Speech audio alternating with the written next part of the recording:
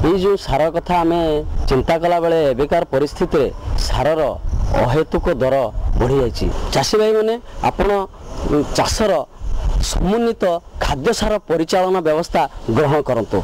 ये खाद्य सार परिचालन व्यवस्था भितर आपणकर जैविक सार व्यवहार, जैविक सार भितर धनिचा चाष, आजोला, ब्लू ग्रीन आलजी चाष, से भरी आपणकर छणपट्टी चाष करिपरिबा, गुआर चाष करिपरिबा, मुग बिरी चाष करिपरिबा।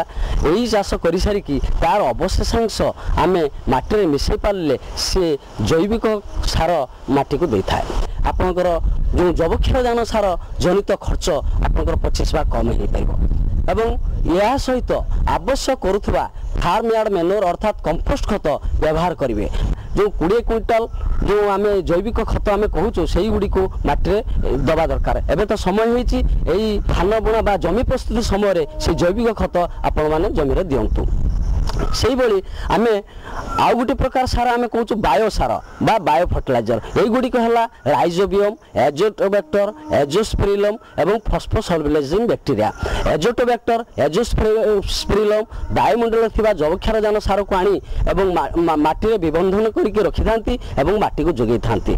गोटे एकर जमी रे 4 केजी आपणकर एजोटोस्पिरिलम, एजोटोबैक्टर किंबा एजोस्पिरिलम ता सहित 4 केजी पीएसबी तार 10 गुणा खत सहित मिसई जमी रे मंजी बुणवा पूर्व किंबा तली रूपिबार 7 दिन पर मध्य प्रयोग कले 20 ରୁ 25 केजी जैवक्षारजान माटी रे विबंधन होता है एवं 20-25% मध्य आम जैवक्षारजान सार कम देकी एवं चाष को मध्य भल भाव में आम उठे नहीं पारिबा।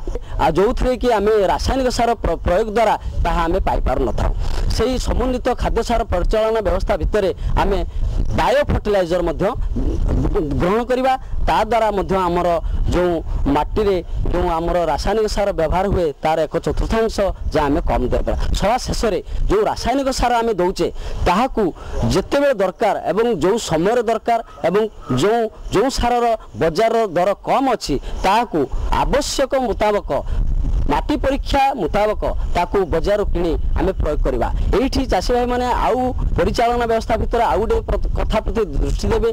जदि माटी आमर अम्ल हो जाए एवं जो सार जिते सार देले मध्य ताहा खेत पाई बा चाष पाई उपयोग हो पारे नाही ताकू सुधारिया दरकार। सुधार पाई आमर कृषि विभाग तरफ पीएमएस बा कागज कल मंड जो जुगाई दिया होची ताकू बस्ता प्रति 10 टंका हिसाब रे ताकू क्रय करी आपन जमी प्रस्तुत आपन जमी प्रयोग कले माटीर अम्लीय बा आपनकर निरपेक्ष आड़ को गति करि थाए एवं या द्वारा जो माटी जी भी आम सार दे था बा माटी जहाँ किसी भी सार थाए से सब को गछ उपयोग करि पारे। जेपरिक धान रे साधारणतः 32 केजी नाइट्रोजन एवं 16 केजी फॉस्फोरस एवं 16 केजी पोटास सार आकार रे चाषी बजार किणी व्यवहार करि थाए।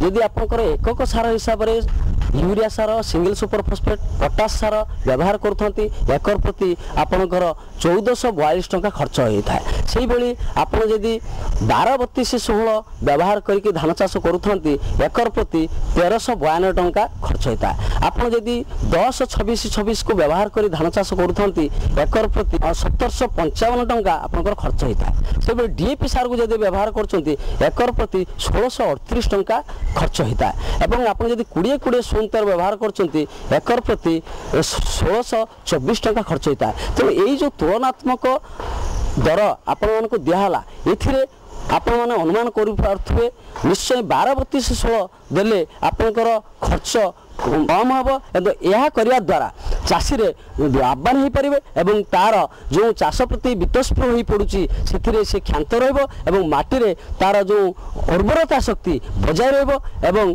से चाषी आगामी दिन में तार चाष खूब उज्जवल हम से 2 पैसा भल लाभवान हो पुणी चाष को समृद्ध कर साहाय्य कर।